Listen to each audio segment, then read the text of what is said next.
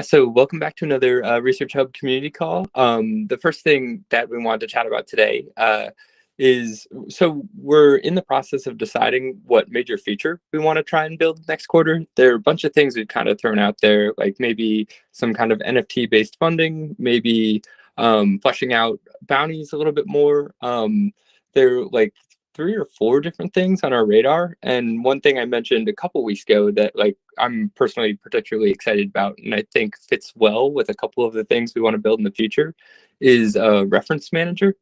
I know there wasn't like a super positive reception a couple weeks ago when we talked about this, but I just wanted to take 15 minutes and get a little bit of feedback, just to get started. First, kind of hear how people here use reference managers.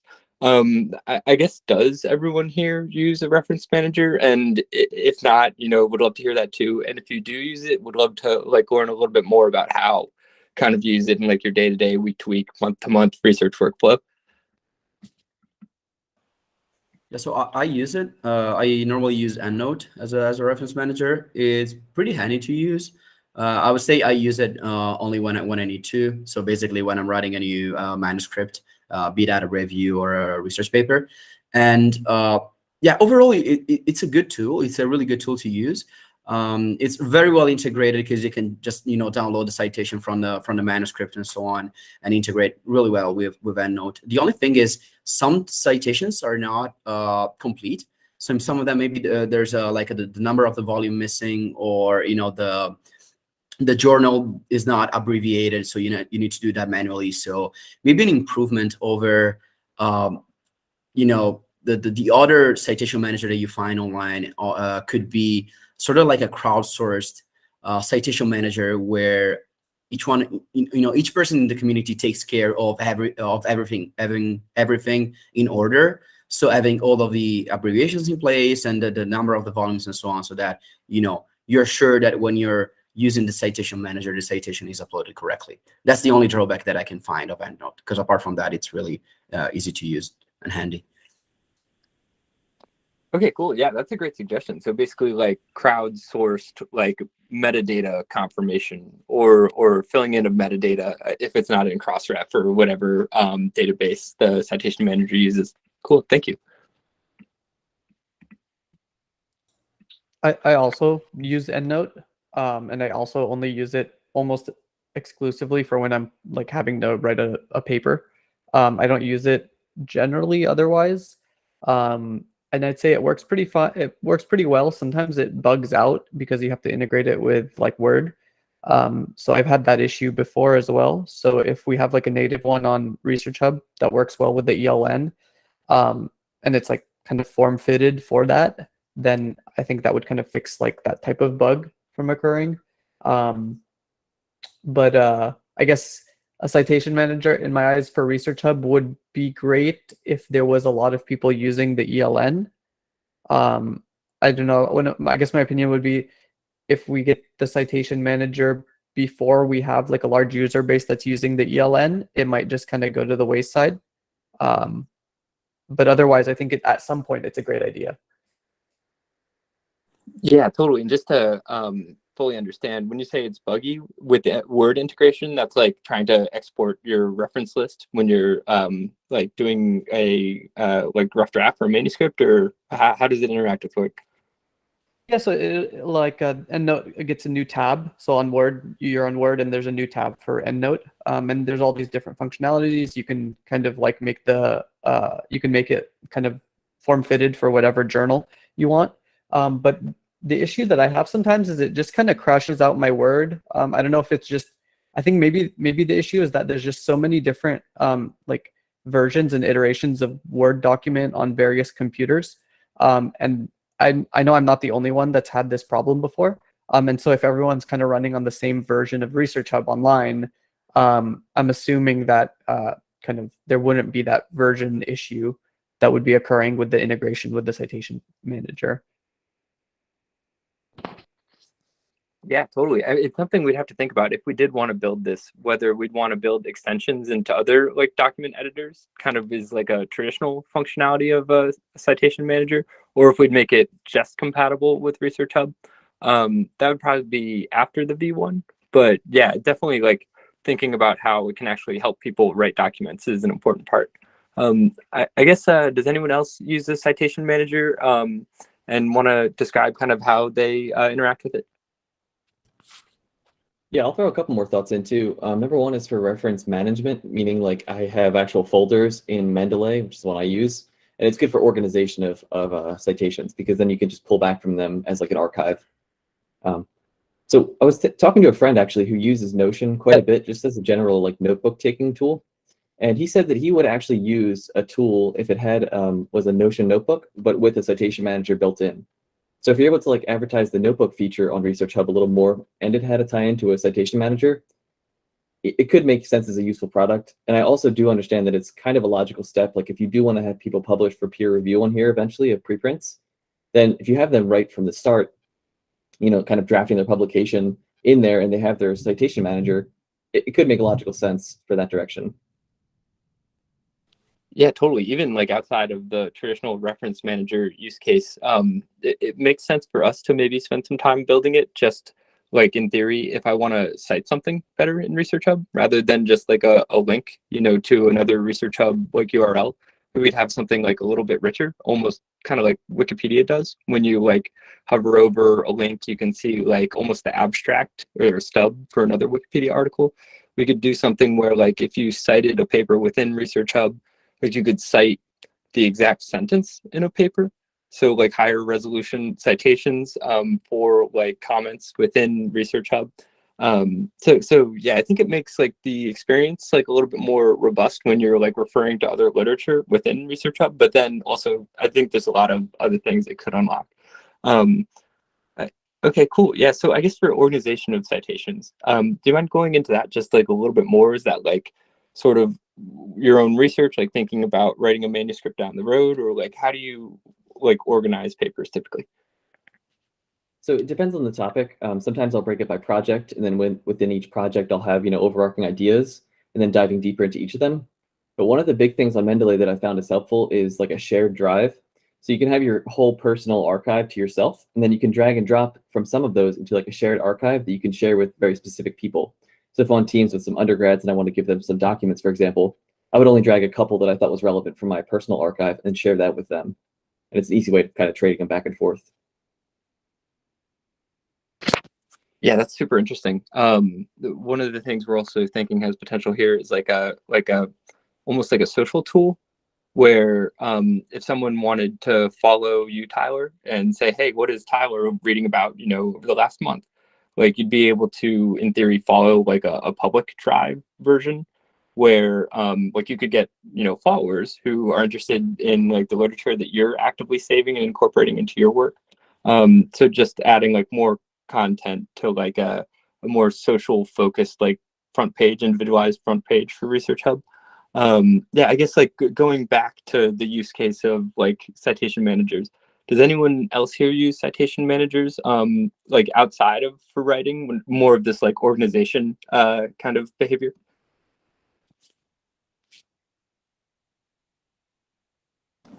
I use like the search button a lot when I'm searching in a big database. I'm I'm searching for keywords, so maybe that helps for the hubs. These citation managers, the ones that exist, kind of do have a search functionality within them. So kind of similar to ResearchHub, where you can upload papers, have metadata, and like search within the citation manager itself. Yeah, but for example, at Sci-Hub, you cannot do this unless you are searching for the exact title of the paper. So I think we could be more flexible.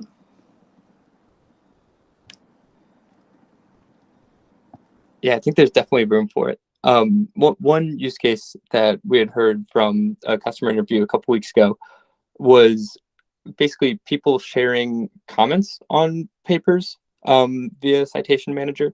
So like a Papers app, which is a citation manager that costs money monthly, allows you to add like sticky notes to a PDF and then share them with people within your lab group or like to, whoever you want in theory. And this person was collaborating within their lab group using this feature to mark up like relevant papers. Does anyone else use any like commentary functionality in their like citation manager choice?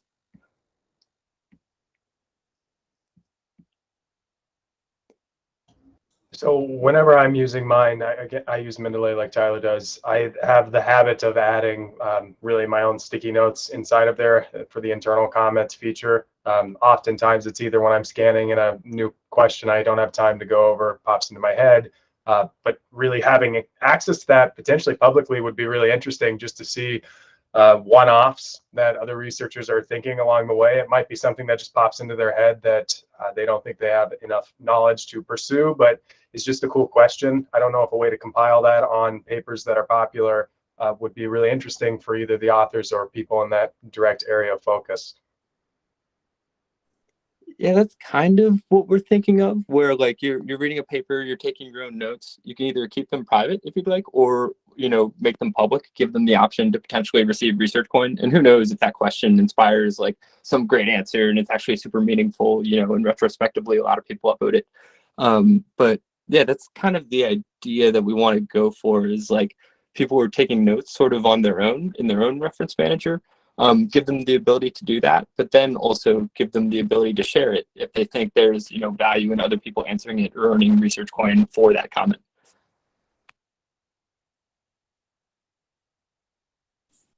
Very cool. I guess, does anybody else have a little bit more context here on how they like to use reference managers, or if they think that this is like a terrible idea? Also like would love to hear that too, if they never use reference managers and think that this is not a good direction. Yeah, I mean, I'm happy to provide a bit of a dissenting opinion because I never use reference managers. I just have never had the need. I just organize for, and the thing is, I only would use it on a project per project basis. And whenever I get on a project, I just kind of like create my own folder system for that project and like keep everything for that project in its own little spot. And then that's that. It seems like it would be a lot of work to mostly be duplicating things that are already out there and like scrounging to find some ways of minorly improving it. And like so many established scientists already swear by like Zotero, Mendeley, whatever they're already using. So like what would be the motivation for a lot of people switching? And so like, again, I don't think it would be like a bad thing to have. It just does seem like it would take a lot of effort for something that doesn't seem like it makes us unique or stand out or is really that necessary, in my opinion. But again, that's my opinion. It's a very valid opinion. Like, it's kind of a hypothesis of a way to get into the standard like research workflow. Right now, ResearchHub, it's kind of like on top of your day-to-day work as a grad student or PI. And so Yeah, like a reference manager is something people use kind of right now regularly, and we'd be able to, in theory, provide a better option or a cheaper option. And like, there are reference managers that are like pretty average, like UI, UX, and they have definitely. a decent chunk of users. And so it could be like an easy way for us to get like a lot of high quality users signed up and contributing to ResearchHub in a very subtle way, where they're just saving papers to their own libraries. That information ends up influencing that paper's like position in the feed, essentially almost counting as like an upvote when you save it to your library. And the really nice part about this is as we continue to build out like the question bounty feature, right? If you're saving a lot of papers about artificial sweeteners, then we'd be able to ping you within your reference manager saying, hey, Brian has created a bounty of 600 research coin for something that's right in your area of interest. So like, in theory, here's an opportunity for you to like earn, some value for sharing like what you're already interested in.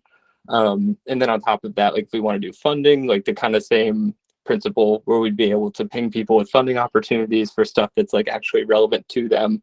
I know like Mendeley does this now, but they sort of are very Web 2, like we capture your data and then we monetize it, by providing you a free tool. And so what ResearchHub could do is like say, hey, we've got a free tool. We are using your data, but we're paying you for it. So we're allowing you to monetize your own data, and then also like opening up these like additional revenue streams where if you want to share your notes, maybe you make a little bit more cash. Like if you want to answer this relevant question, more financial opportunity, that kind of thing. So a cheat code to get more like really high quality users within ResearchHub's like pinging range to have them like potentially like present them opportunities that would be useful for them in their professional careers. Yeah, I could definitely see that being attractive to people, and I definitely like the idea of it interfacing like directly with RH. I just again wonder, how important that is to RH's development. But again, I think I might be in the minority, largely because I just don't use citation managers. So I guess, Lynn, one question I do have is if you don't use a citation manager, when you're actually writing your manuscript, like do you just manually input kind of the formats for all the citations, or like? Oh no, I just honestly, like usually when I grab a paper from Scholar, I grab its citation at the same time and add it to my references, and if I don't end up using it, I just like get rid of it. But yeah, that's typically what I do is when I get the paper and move it along in the project, that's when I grab the reference. And like if I use a paper for like multiple projects, I just have that reference on hand anytime I need it from like, my other papers. All my standard stuff, I just cite right out of my old, you know what I mean? Like if I cited it in a lot of work, it's really easy to just cite it again. Yeah, that makes a ton of sense. Yeah, and so I guess like our big picture is thinking of like making it easier to contribute to ResearchHub by like just saving a paper. And then also I think there's an opportunity for like a little bit more social features around like following and tagging. So if I'm reading like a paper about microglia that I know like Jeff could be interested in, and I see a figure that doesn't like totally make sense to me, I might add a comment that tags Jeff and says, "Hey Jeff, like, what do you think of this?" And then, that can go to Jeff's like notification feed. And if he decides he wants to check it out, he can do that. So yeah, and then there could be like a social feed for everyone if they follow Jeff, who says Jeff has been tagged in like, paper X and has like shared his opinion about figure 2 or something like that. So a little bit more granular, like what are people reading, and allowing for others to like direct attention towards specific papers that they'd be interested in. Yeah, well, definitely. I would obviously have to see it in action, and definitely interested in continuing to hear others' opinions. Cool. Yeah. Any other dissenting opinions before we move on?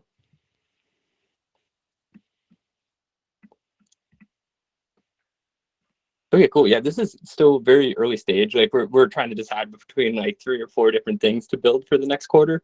And so this is just one that like it seems like it makes sense, and so it's worth exploring to have like a fully have all the context when we eventually make the decision. So what are the 4 different things? Some of the other things. So making like fleshing out bounties. Like in theory, talking about like this perpetual review idea that Ricardo had a little while back, and we can switch topics to that if you want. But also like funding is another one, which is also pretty complex, and in my mind would benefit from like 3 months of a citation manager to get like more users in the fold, and then also like authorship credit with NFTs, like a couple of different things like this, like sub-hubs, reorganizing the reputation. I can go through a list later, and we'll probably end up basically polling the community again, kind of like we did last time for the bounties feature, because in general, I think this works fairly well. So we'll likely put together like a presentation, show it to our board, see what their opinions are, and then have like a list for the community to share feedback as well. Yeah, that makes sense. Cool. I vote grants. Grants, yeah. So I mean, grants makes a lot of sense, and we have funders who want to create grants. But I think it's grants is hard because the actual like implementation, I think it's going to need a lot of iteration. Like I think the first time we do it, like it's going to be really easy to just run away with the tokens and not necessarily provide it. like there's going to be a lot of iteration to get it right to the point where we can like really start onboarding a lot of money, worth of like research grants. Well, And doesn't that mean you probably want to do it sooner rather than later when the currency is worth less and there's less of an incentive to run away with it? Well, yeah, or we could continue to build community with other features. I think like the citation manager, there's a way to actually provide, like you can basically copycat some of these other companies that have existed. There's like very established routes to like being a sustainable company where we're not like super duper impressed by the UI UX of the current options. So yeah, I guess transitioning.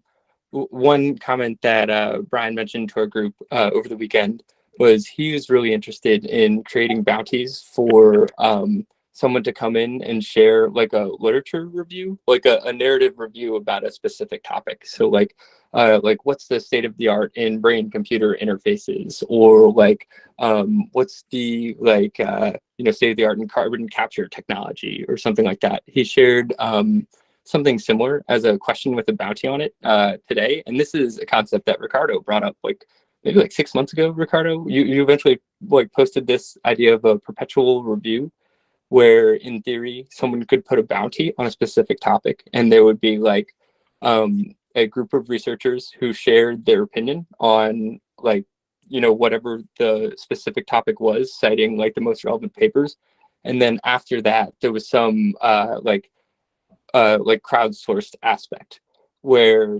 the like actual copy of this post could like perpetually change over time depending on like how fields evolved.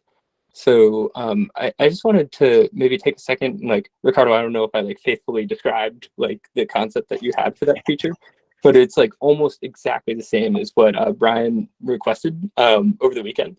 So yeah, I guess to get started, like, is that a good description kind of what you were thinking with the perpetual review? Yeah, that's actually a really good description. I would say the perpetual review is just basically a crowdsourced review. So instead of having me going over spending like a month or two going over literature and trying to find all of the body of literature that we're not robots, so sometimes something can slip, and you might have someone else actually filling in those gaps by providing other sources. So the idea is just having that document that gets continuously updated, and people can day by day add some papers and get rewarded for doing so. So you have like a standard, let's say RSC compensation for adding something that is that basically it fills all of the requirements that are asked by the one asking for the perpetual reviews. And in that way you have a real value proposition that journals don't offer as of today. So what do you see in journals is that you have a lot of like different reviews that come out every year, and some of these reviews basically have overlapping literature. So in that way you'll have only one document that people can refer to, and you can engineer some ideas around that, maybe having something like a pay for access. If you don't provide any source, then you have to pay to access the document. Yeah, that's so it's an early representation, but that's how we could start using our ELM feature. And yeah, maybe there a citation manager could make sense, having something internal where you can refer to papers for simplicity of use.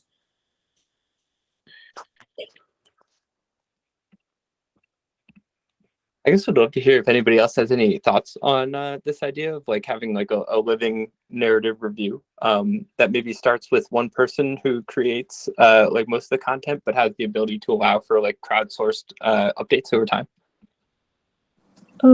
This is like for the future times. Like for example, the graph blockchain does a lot of this. It connects the peer-to-peer networks to the data, and then that the data it's accurate, it's indexed towards some APIs and stuff like that. But this is like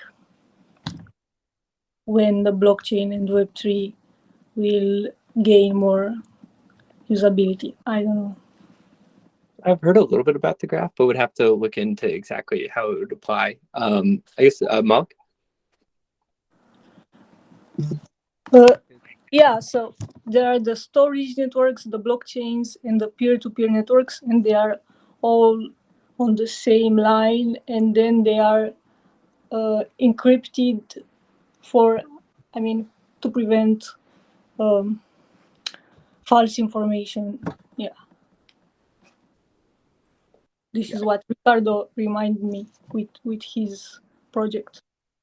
Yeah, so there's basically, there in the graph, there's a more like Web3 component, let's say, will be more, let's say Web2 in that regard will be more, on ResearchHub, nothing on chain really, but that could be, an initial start where we can get people on the platform because they're interested in something that they can find, elsewhere. Yeah, exactly. Yeah, same concept. Yeah. Mark, I saw you had your hand up earlier. Yeah, I was just gonna follow up on, I do like the idea of that review. Can you speak up a bit?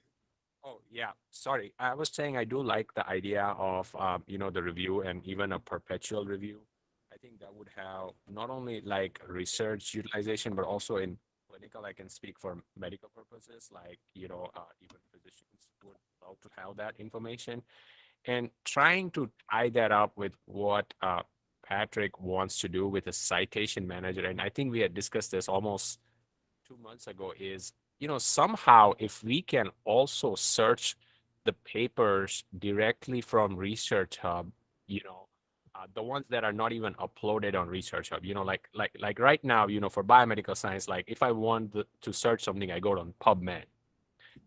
So like, can we have the search function directly on ResearchHub, and then tie it to, the citation manager? Now that would be like, all exhaustive, list of documents that you need for creating your review or doing research and, writing your everything. So I know it's a lot of work, but I was just wondering, like, we had discussed this. I think Anton was mentioning, I think one of the engineers was on that call too, that we may be able to pull the search function into ResearchHub. Yeah, definitely. I think long term we plan to have a fairly robust search function that would be comparable to like PubMed or Google Scholar. I guess, Malik, when I was in med school, we used to use this tool called Up to Date. Do you use that like in your practice? For anybody else, this is basically like it's a paid service where you could like search diabetes, and it would give you like an overarching like summary of the latest like clinical information on diabetes, and you could search like diabetes, in the elderly, and then it would give you like specific like treatment recommendations, but it's kind of like a Wikipedia style summary that has citations from clinicians who have actually written it. Yeah, and it's still in use. Yeah, what we have used Update is still very widely used by clinicians. It's maintained by clinicians too. As far as like every field has its own like different one. Like, so like Up to Date is more so for like hospital-based medicine, but for like, let's say for dermatology, there's a database, called dermnet.nz that's out of New Zealand. But like if ResearchHub wants to, jump into this, and, the benefit we would have is there's a lot of multidisciplinary, scientists here on our platform. And, the information would be way more like, I don't know, for the lack of word, like comprehensive if a review is well done, and would definitely find utility in clinical medicine.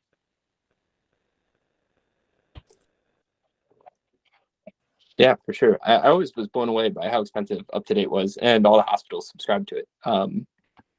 Patrick, if you use Up to Date, what is it? What are the limitations that you see in that tool? Because I did not know, such tools exist that provide you basically with an up-to-date kind of like state of the art on a specific topic. So I would say, I didn't either. yeah. Do you see any limitation in that? Where can we be better at that? Apart from, you said it was very expensive, so that is already a pretty good thing to work on. But is there any other limitations that you saw in that tool? So, from my experience using it, it was very good for like common things, but not very good for like specific, like detailed, unique cases. So it would be a good way to, like, if you're about to see a patient, like, you just read the article about what they had, to get like an overview to kind of orient yourself, and then like actually do the patient interview and like go back and talk with your preceptor like in a lot more depth about what was happening. So it was used as like an orientation thing for every new patient encounter, more so than like the gospel of like how you like treat a patient with a certain condition. Okay, so it's like a summary. It's like a piece of content. It's not a database, right? It's like a Wikipedia article where the editors are paid to update it Okay. with like the latest stuff that's happening within a field. Okay, okay. Yeah, something that we can do differently is just providing raw data. And by raw data, I mean, just a table. And in that way, everyone that access the table can create their own summary, their own piece of content.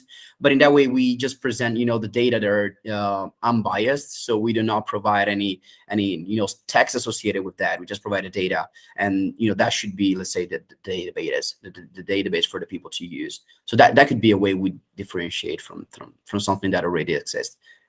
And then we can have people using that database and publishing content on ResearchHub. For example, publishing their summary. That could be something similar to the up-to-date one that you mentioned.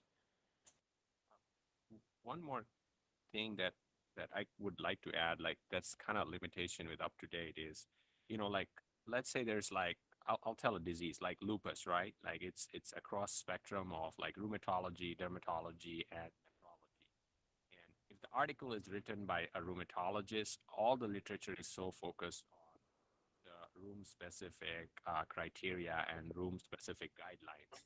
And in dermatology and in a clinic, if I'm treating skin-specific symptoms, then some of the guidelines are different and not according to the FDA. So it's not multidisciplinary, meaning it's not including all the aspects of care. And I'm just giving one example of a disease, but we see this all the time in multiple disorders. Metabolic syndrome, you have like cardiology, you have endocrinology involved, the general physician involved. So that's the type of like if a review is done that is comprehensive, that includes data from multiple fields, that would be a real plus over what up-to-date provides. That's interesting to hear. Thank you. I'm thinking there's some way to combine the bounty feature to the creation of these articles, and then also like the continual updating of them, and even like the interdisciplinary like aspect.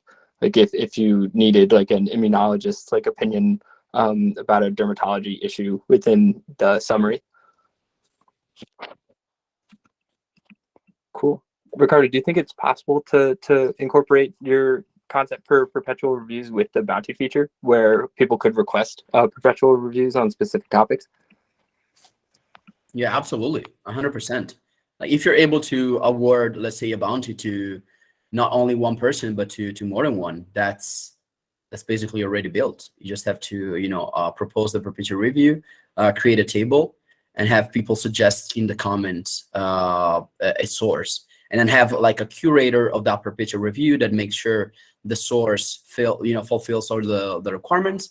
And when that source is accepted, you get rewarded with the amount that is preset at the beginning. So I think it's also pretty straightforward as an operation kind of thing. So would we have the curator stake research coin potentially, like we were talking about earlier? I don't know if you remember that. Are you saying?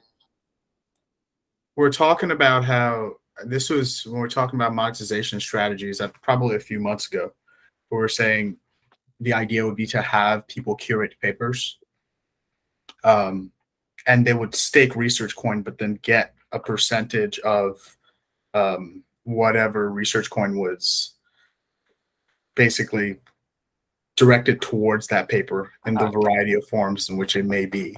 I don't know if you guys remember this. Yeah, like to participate as an author, you have to like basically an entry fee to be able to even submit content to the perpetual review, which allows you to then earn from the like bounty, at the top, and any other like upvotes that were accrued by the post over time.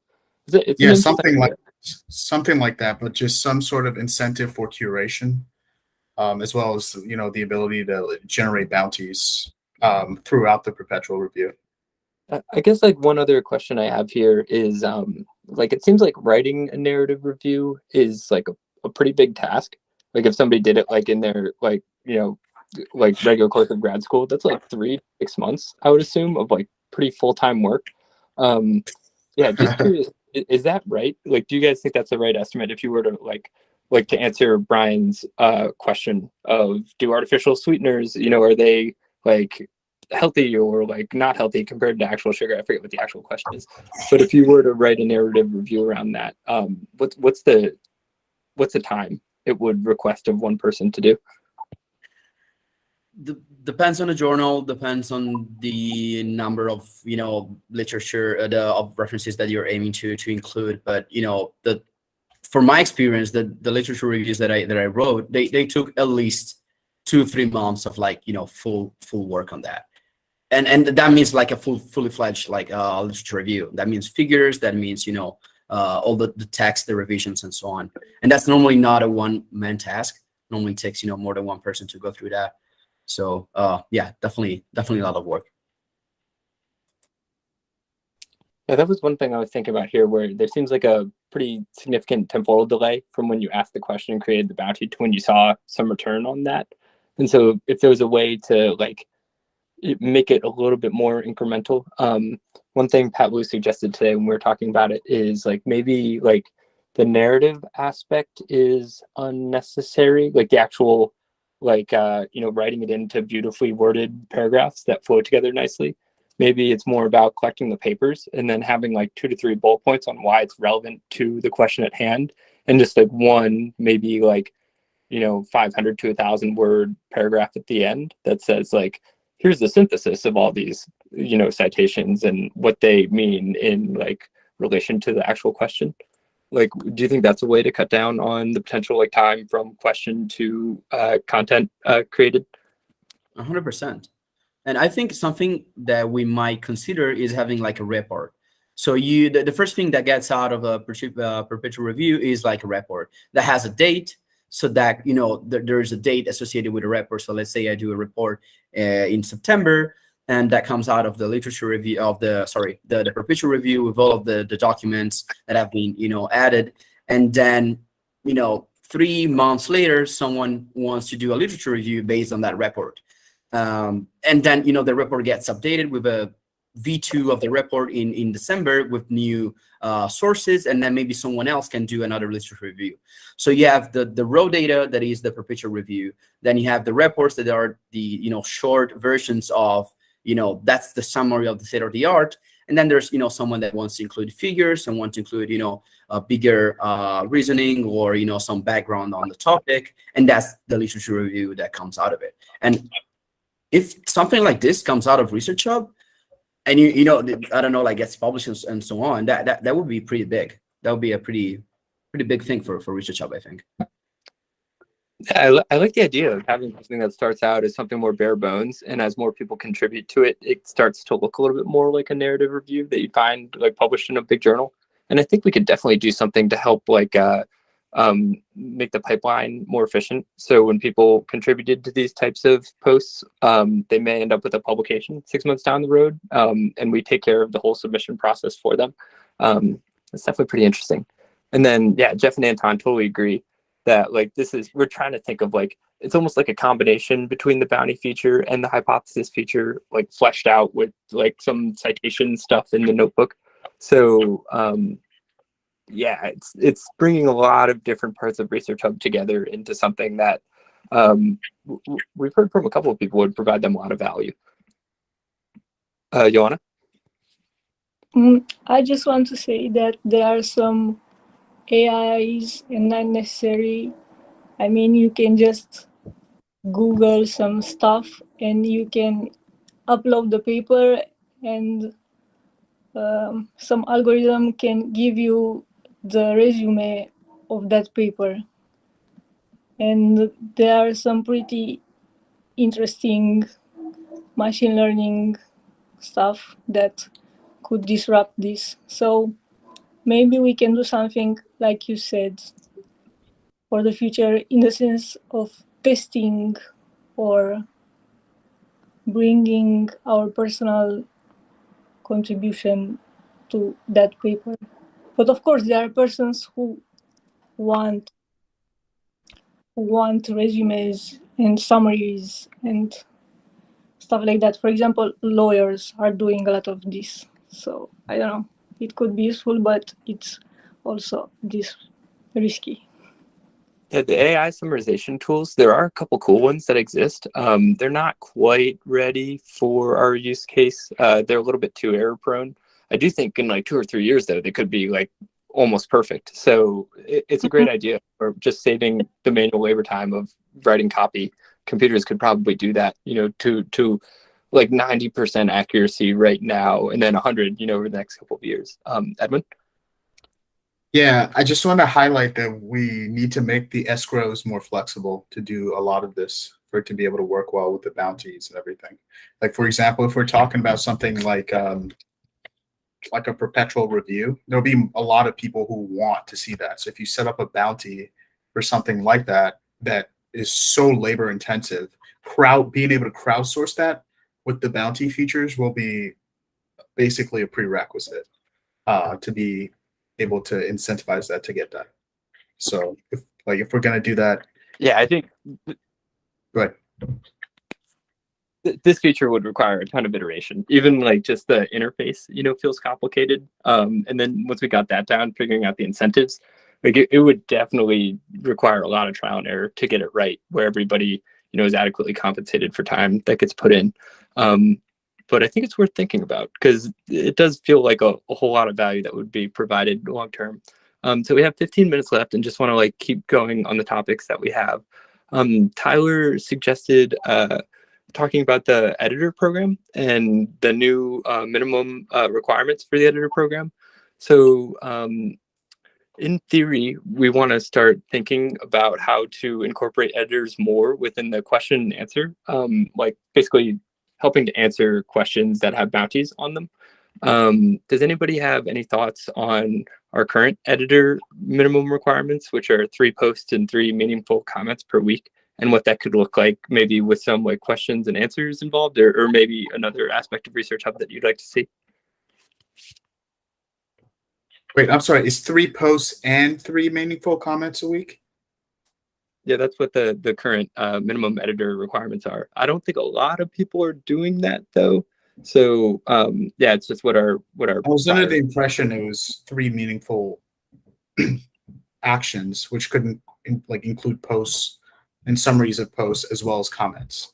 So I mean, the fact that I didn't understand that, maybe we need to clarify.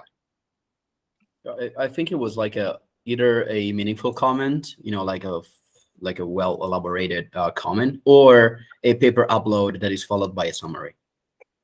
So, and the sum of that should be 3 by week. Yeah, that's what I was under the impression of. Yeah.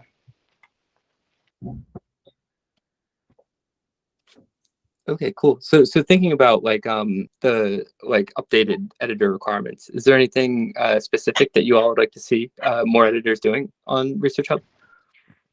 I mean, the big thing I've always said is just be diligent, if nothing else, about responding to the questions on your papers. People have been better about it, but there are still papers I post on questions or something that just never get answered. And I feel like if you're an editor of a hub and you've posted a paper and someone asks you a question about it, you should be able to answer it, and it should kind of be your job. Yeah, that's a great idea. I think helping to facilitate conversation is the most valuable thing that's happening currently.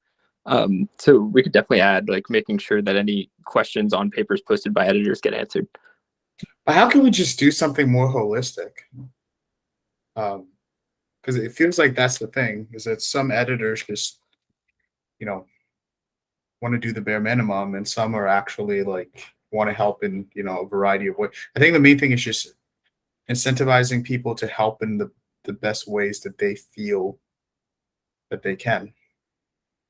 And I don't know what the answer to that, but and I'd like to get other people's thoughts. I think we do, just like as a community, have good mechanisms set up to help to capture like additional effort. So like if people want to contribute outside of like the minimum editor requirements, like it's pretty easy to get into Discord and like talk to Jeff or Ricardo and like be pointed in the right direction to earn token bounties for like creating videos or, you know, putting together conferences. So we could maybe be more explicit in like describing the additional opportunities for earning research coin, but I kind of like having the editor role be something that's like fairly standard, where it doesn't require too much like management in theory. But what about just at least some sort of engagement outside of the posting, whether it be like editors have to be at the editor call, or editors have to provide some sort of feedback about the site and ways that things that they would like to see improved. Just something other than, you know, just posting a paper or doing a quick comment, something that would require some sort of engagement with the site, it seems to me.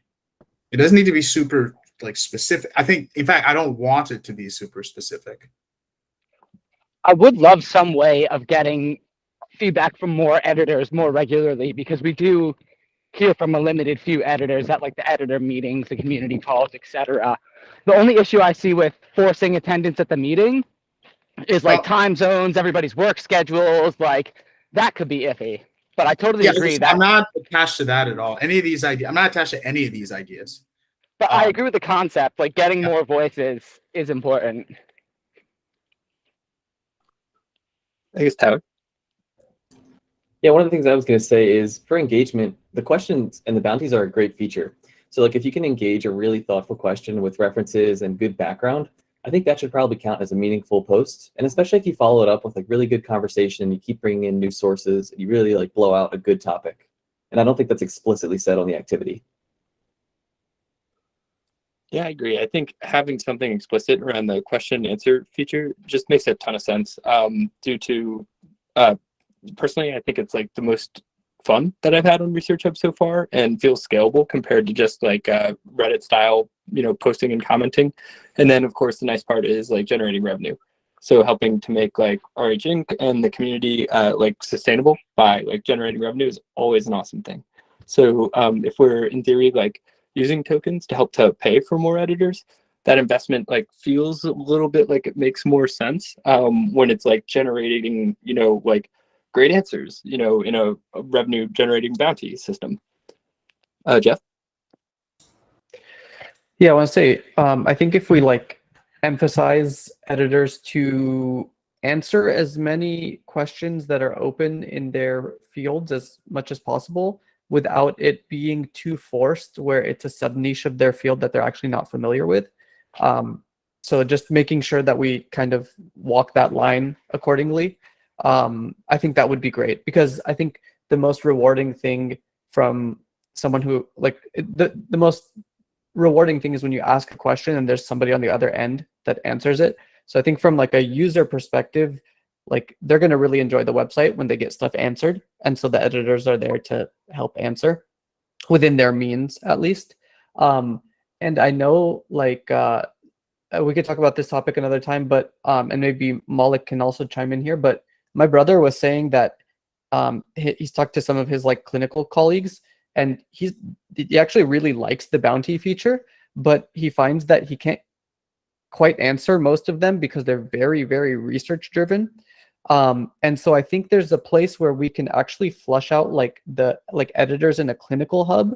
And then when people come on the site and they want to ask kind of these kind of common generic like medical questions, which by the way, medical doctors get all the time, there's like an avenue for them to be able to answer all those things. And then if you have an editor that's, you know, dermatology, oncology, internal med, whatever, they'll be able to answer the gamut of things. So +1 on like answering of bounties, and then also considering maybe like leaning into like a clinical editors more, because I think there's like benefit from a user who wants to ask a question there, and then a bunch of editors that can answer it. Yeah, that's a great point. There's actually like a pretty like solid websites that have been created in the past that are like crowdsourced clinical decision making. So I think there's like playbooks there that we could learn from on how to like bring physicians onto the site and make sure they feel adequately rewarded for sharing their expertise. Lynn? So one that I was thinking of is I feel like a lot of editors, myself included, would like to like plug our hub more on our social medias, but I feel like we never really have gotten the guidelines for that yet. Like I remember we had a social media group, but I don't know what happened with that. But like I would be happy, like I have an academic Twitter, most people in my field do, like, but I'm still not entirely sure like what I'm allowed to tweet about, like what I should tweet about. I try to retweet as much RH stuff as possible, but I feel like some clear guidelines on what we're allowed to do with our own social medias could also help us. Yeah, it's a great point. We definitely should put something like that together. Right now, it's pretty much like whatever you want to do. That like I would retrospectively let you know if there was something that like I thought wasn't productive for whatever reason. But like right now, one of the beautiful parts about like securities regulations is that like the community can do kind of whatever they want. So I think there's kind of no rules, but we can like as a community put together like helpful guidelines for people who want to use their own social media followings. So yeah, we can start to work on that. Maybe put it into our GitHub.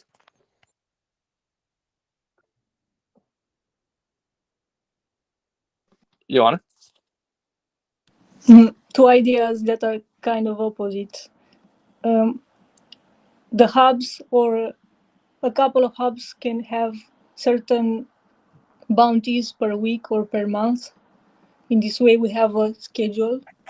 And the other idea is that the editors to be editors in other hubs also, or to engage with the rest of the hub, or to many hubs, not the rest, to more than one hub.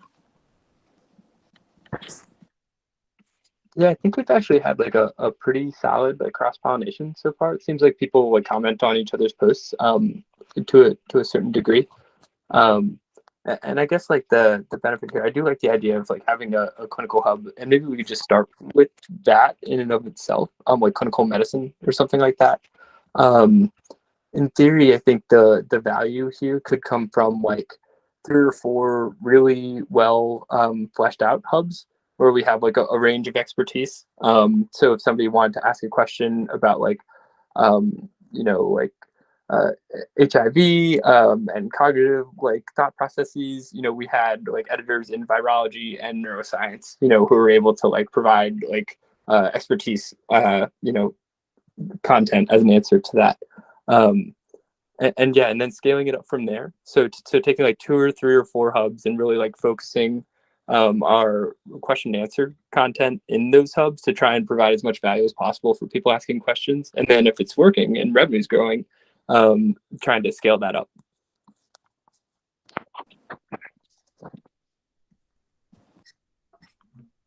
Cool. Yeah, any other thoughts on minimum editor requirement? Kind of what I've taken out of this so far is having something with the Q&A sounds good. And then also maybe like having the ability for free form contributions. We were talking about this during like the last week's call, but like maybe say you don't want to do like the minimum editor requirements, you could do whatever you wanted and then like account for your time to justify like how it's equivalent to whatever the minimum editor requirements were.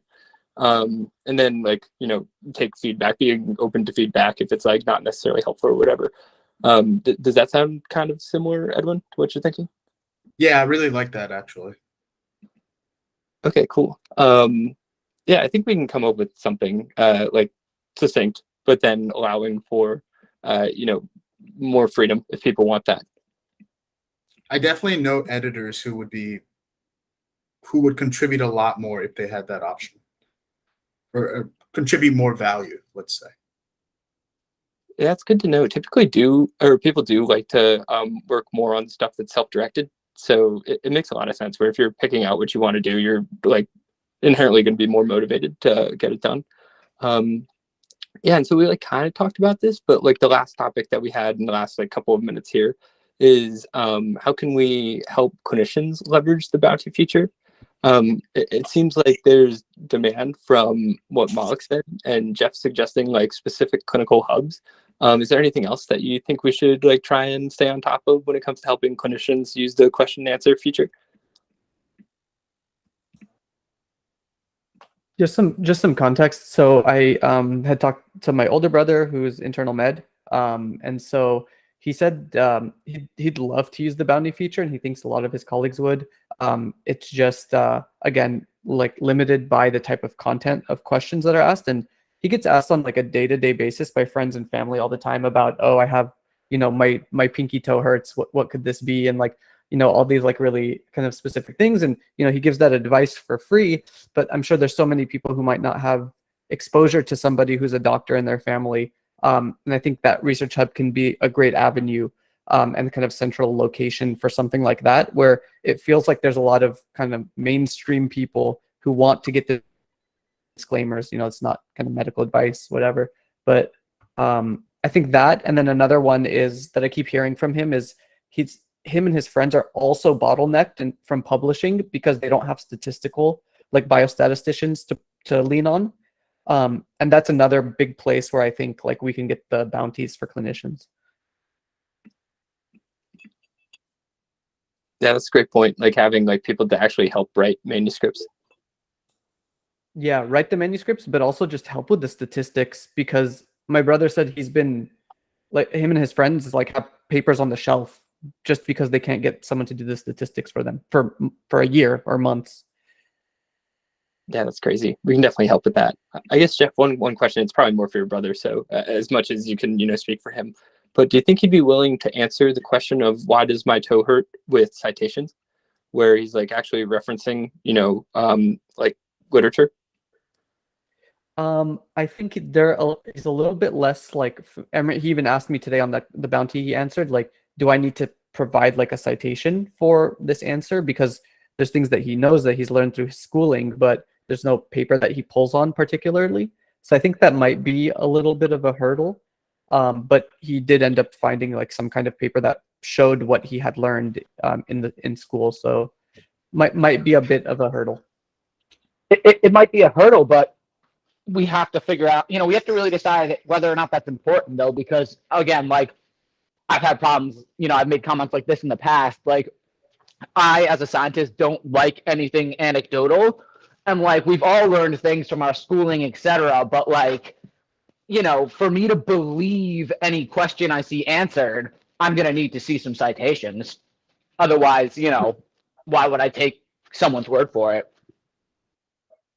Yeah, totally. Or even like maybe if somebody comes in secondary with the citation, so like a comment is made and then someone can come in. Maybe Lynn, you say, hey, that's a great answer, thank you. Can somebody provide the citation for that? You know, and then someone can come in. It's generally not hard to find citations for things now. So That's the thing. Like if what you're saying is true, you should hopefully be able to find a little bit of evidence to back you up, especially if you supposedly know about this topic. It is a little bit fun. I like the idea of people, you know, responding to questions, like clinical questions, just based, you know, shooting from the hip, and then letting fact checkers come in and like sentence by sentence say, citation that supports, here's a citation that rejects. You know, like that's kind of interesting. Yeah, I know. Like I was thinking of like my experience in med school, it'd be hard to like spend the time to get all the citations. Up to date basically has that though, so definitely possible. Nathan.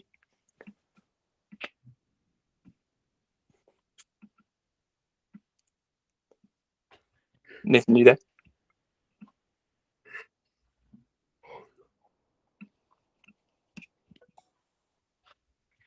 Yeah, we can't hear you. can't hear you, Nathan. And your screen is yellow. It's cool though. Okay, cool. Yeah, I guess like any last thoughts? We got Nathan typing on like involving like clinicians on the question and answer side of things.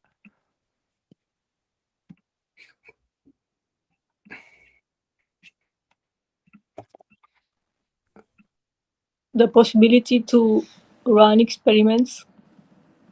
I mean, in this way we can engage the laboratories or the universities, I'm not a clinician, but could be for something serious or complicated. Now that's interesting. We could try to create a participant pool. You know what I mean? Like facilitate like online research that way. You know, people are always trying to find participants that aren't just like lazy M-Turkers. Yeah, totally. It's funny. Someone who's in the call earlier is working for a company that's trying to do like decentralized, like basically surveying of immune health.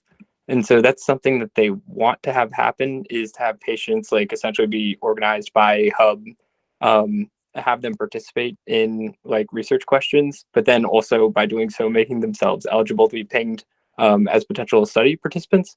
So yeah, people are definitely thinking about like recruiting, people for studies, from pools of, patients in theory that are most interested in the topics. It's a little bit out of the scope for ResearchHub, but I love the idea of like trying to Web3 science exchange, like an Airbnb for like, equipment essentially. It's a lot easier said than done. I know LabDAP kind of like working on that right now. So yeah, if someone could unlock that, it would be amazing if you could create like a protocol and then put a bounty on someone to execute it and share authorship credit somehow with the resulting paper. Mark? Yeah, one additional thought on how like clinicians can help is like the biggest question that I get what we call curbside consults from common people about is like, hey, do you know about this medication, or are there any side effects? And like if you look at literature, there's going to be like 100 side effects listed, but what are the common day-to-day that a clinician faces that is more practical data and knowledge that they can ask a question and the clinician can say, hey, this is commonly used, the most common side effect is this, the others are extremely rare. And so that will be a question that does not like require just citations, but it's more like practical knowledge, and people will find it helpful too. Yeah, totally. That would be amazing.